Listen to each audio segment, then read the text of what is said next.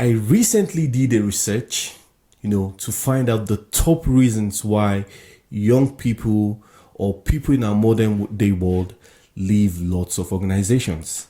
I came to the conclusion that these are the top 5 reasons why people will leave an organization. Number 1, people leave an organization if they are offered better money or better benefits elsewhere. Another reason why people will leave an organization is if there is no work-life balance within your organization.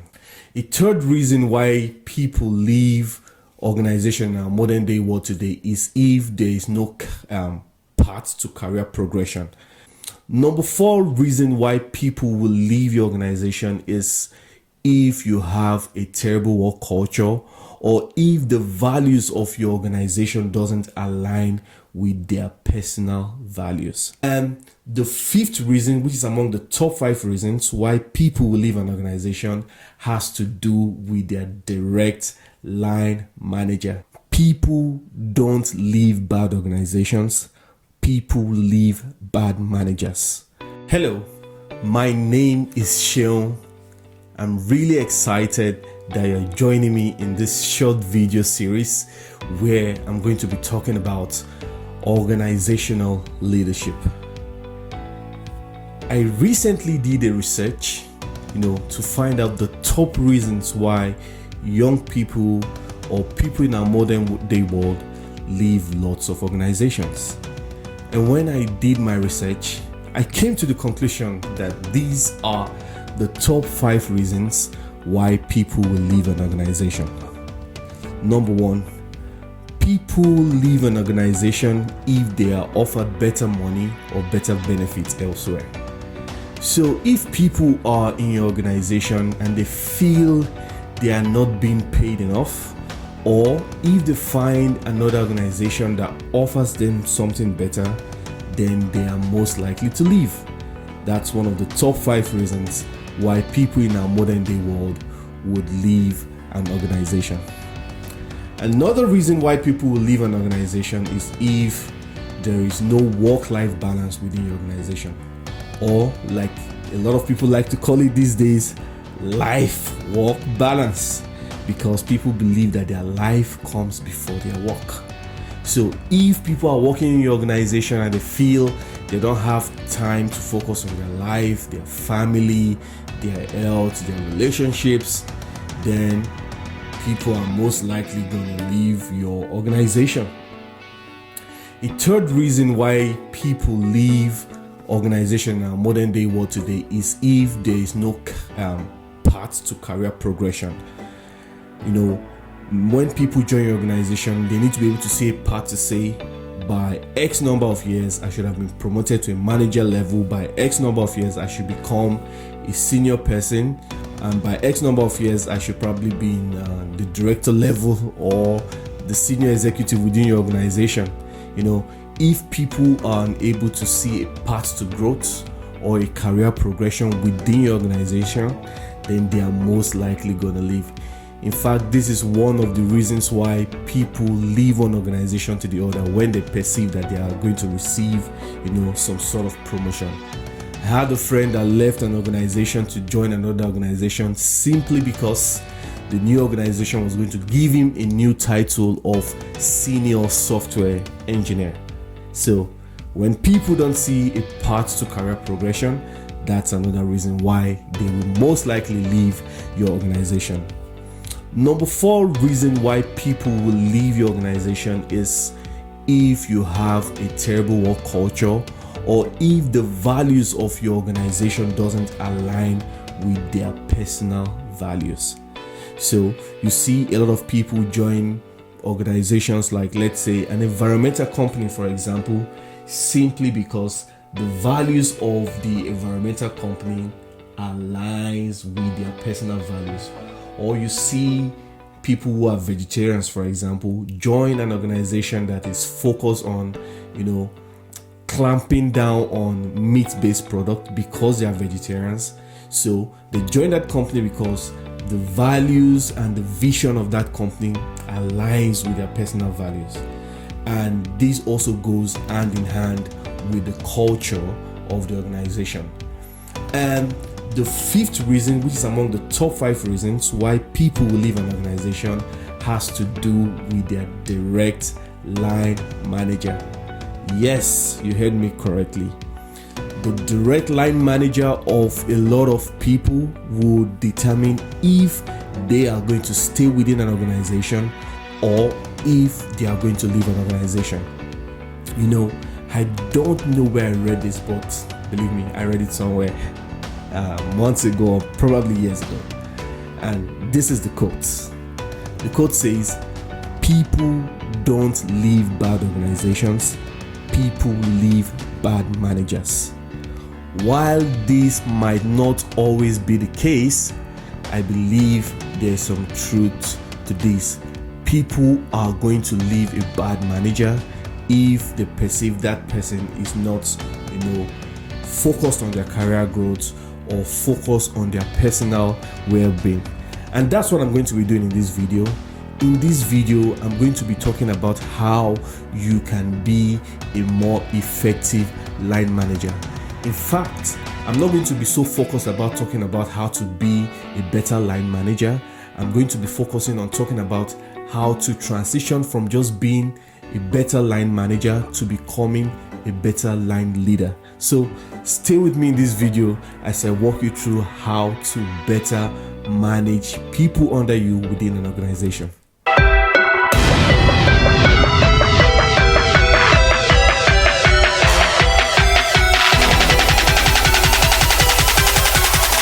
Given that the people that manage individuals within an organization is amongst the top 5 reasons why people will stay within an organization or leave an organization, let's dive a little bit deeper in talking about how a line manager can lead people within an organization. In this video, I'll be referencing Ken Blanchard's leadership model. Now, I believe this leadership model is very useful if you are leading in virtually any kind of organization. It could be a corporate organization, it could be a tech company, it could be an NGO, it could be a religious organization, you name it. Whatever organization you think you are leading people or where you have people under you, I believe this is a very good leadership model to effectively lead people. The first style or the first step in this leadership model is directing. Now, this is particularly useful for very junior people within your organization. So when you have people that are very junior or you have people that are entry level, this is an effective way to directly manage, or would I say lead them, because they don't know what it is that they are doing. They don't know their left from their right. They are yet to get their footing within an organization. So it's better that you direct them, you coach them, and you tell them what it is that they need to do. You need to be very specific with the instructions that you give to these people that are very junior. Now, in order to drive this point home, I'm going to be using a case study. Given that I'm a product manager, I'm going to be using the case study of how the senior or the VP of product should lead people within his organization. So let us assume that there's somebody called Alan. Alan is an intern. He just finished from the university and he just joined the product team within my organization.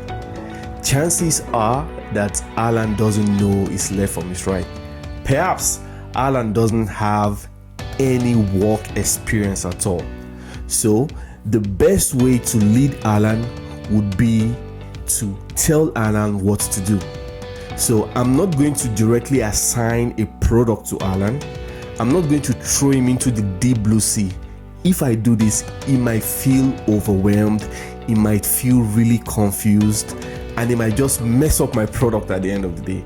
Rather, what I'm going to do to Alan is that I'm going to guide him, or I'm going to direct him, or I'm going to tell him what exactly it is that he is to do.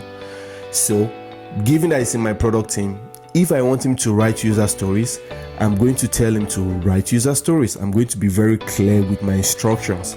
I'm going to be very clear with the instructions I give to him. If I want him to write user stories in a particular style, then I'm going to give him an instruction on how I want him to write it. In fact, I could go as far as sending him resources and I'm guide him on what to do.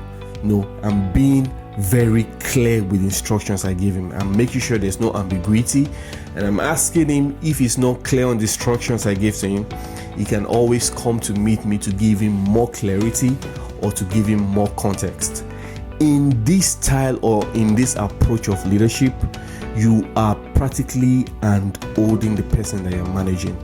And the reason you are doing this is because they are very junior level and they don't have any form of experience at all. They don't know what to do. So in this style, you need to guide them. Let's use another case study. Let's say I'm working for an NGO that uses the media to promote some sort of positive value within the community. And someone who is a volunteer just joined my team, and this guy has no experience. It would be preposterous for me to give him a task and expect him to just do it, down to the letter. Instead of just giving me a task and putting him in the deep blue sea, I'm going to handhold him. I'm going to be very clear with my instructions, and I'm going to guide this person. You're practically spoon feeding this person. So that is the first style or the first approach in this leadership model for effectively managing and leading people. The second one is coaching. So we talked about the first one. It is directing. You are telling them what it is that they should do, and you are being very clear with your instructions. You are hand-holding this person. In this second approach, it is coaching. This is practically, useful for people that are in their mid-level. So this person has some sort of experience, but they need to find their way through the waters. So you are coaching them. And what this means is that you are going to give them some initiative and expect them to carry it out successfully. And in some cases, you are going to guide them. Now, let's get back to our case study. Let's assume that Alan has spent, let's say, 2 or 3 years within my product team, and he understands the nuances of this product, of my product, and what it is that my organization does. In the leadership model of coaching, I am going to assign tasks to Alan. I don't need to necessarily give him all the details. I could just give him, let's say, a topic, tell him to do a research, and expect him to come with results. Now, when I expect him to come with results, I should have at the back of my mind that since Alan is not as experienced, he might not come with a fully perfect product or a fully fleshed out idea. And what I'm supposed to do in this leadership model is to call Alan and praise him for the things that he has done well, and then coach him and guide him on how he can do things better. In this leadership style, which is for mid-level people that are not so senior, you want to make sure that you are assigning them tasks and trusting them to do it. However, you shouldn't expect a perfect result at the end of the day. So you must be emotionally intelligent and patient with them enough to be able to coach them.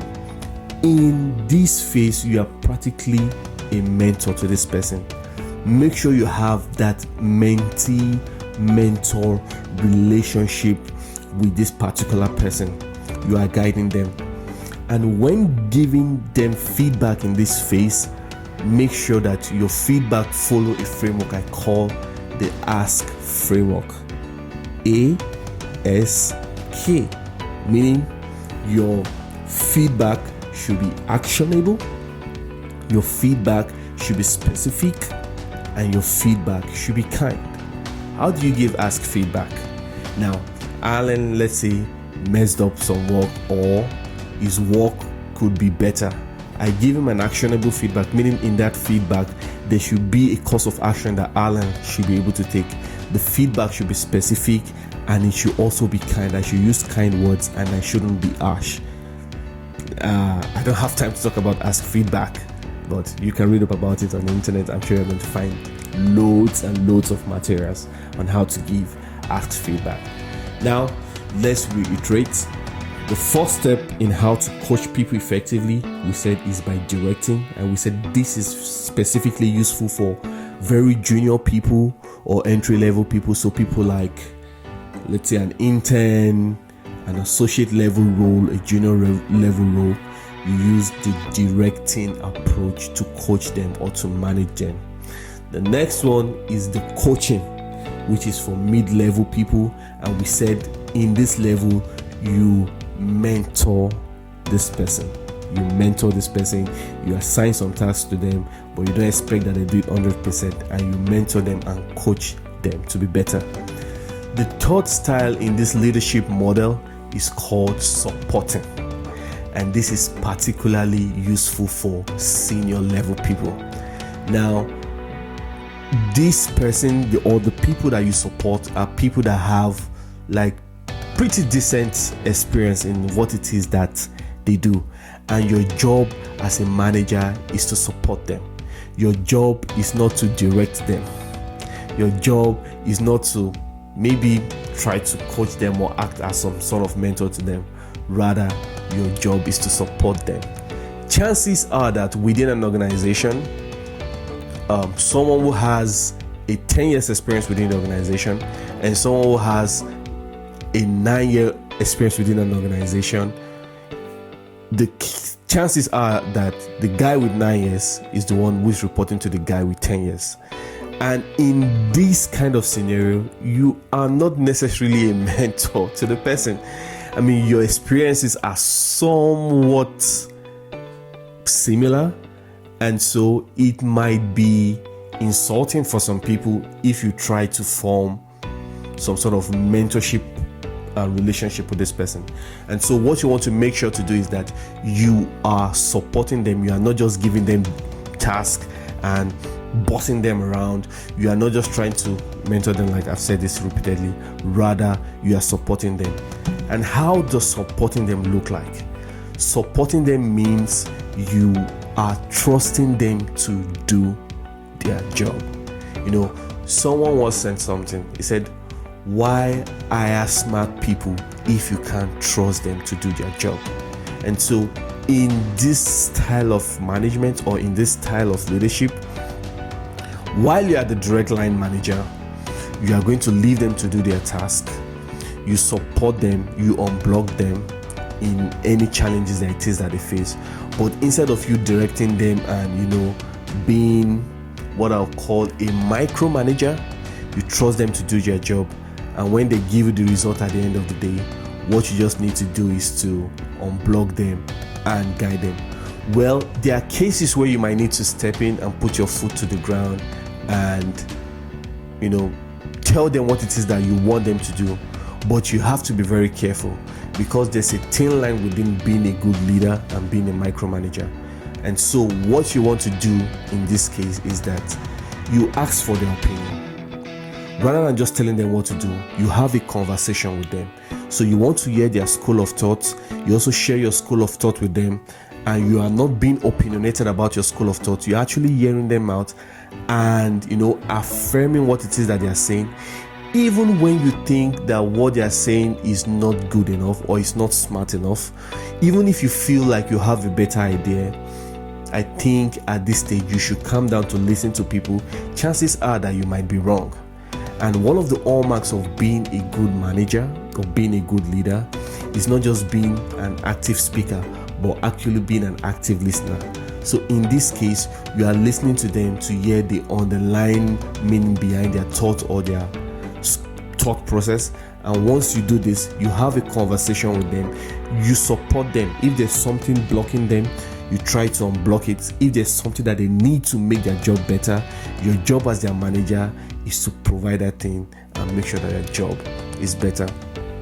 The fourth level in this leadership style by Ken is called delegating. So in this level, this specifically for people that own their onions, people that know what it is that they're doing, These guys are not entry level people. These guys are not mid-level people. These guys are like seniors, or even probably more than seniors, I would say. In this case, you delegate tasks to them and trust them to do it. You can imagine, let's say, the VP of product of Google. Google has a lot of product. They have Google Meets, they have Gmail, they have the search engine, they have lots of AI product, they have Google Cloud. I mean, you can imagine they have loads of product. It's going to be preposterous for the head of product within Google organization to really poke his nose on what it is that different head of products are doing. What you need to do at this stage is to trust people. You simply delegate tasks to them and trust their experience that they are going to deliver the best result. All you need to do at the end of the day is to look at their results, monitor their results, make sure that it's on track. And if it's not on track, you simply just ask questions. In this case, you delegate tasks to people and you trust them to do their job. One major mistake that people make at this stage, especially for very senior people that are supposed to be owning initiative, is that they try to micromanage, they try to poke their nose into what people are doing. And when they do this, sometimes these senior people become really frustrated and they go to another organization where they feel their thoughts, their ideas, and their initiatives are better appreciated. I hope that this video has given you some idea as to how to better manage people so that you can keep them within your organization. I mean, I'll be glad to hear your thoughts. I'll be glad to hear your comments. I'll be glad to, listen to your questions and also know what you think about this topic I just talked about. Thank you for sitting through to listen to me speak about this topic. See you in the next episode of Organizational Leadership.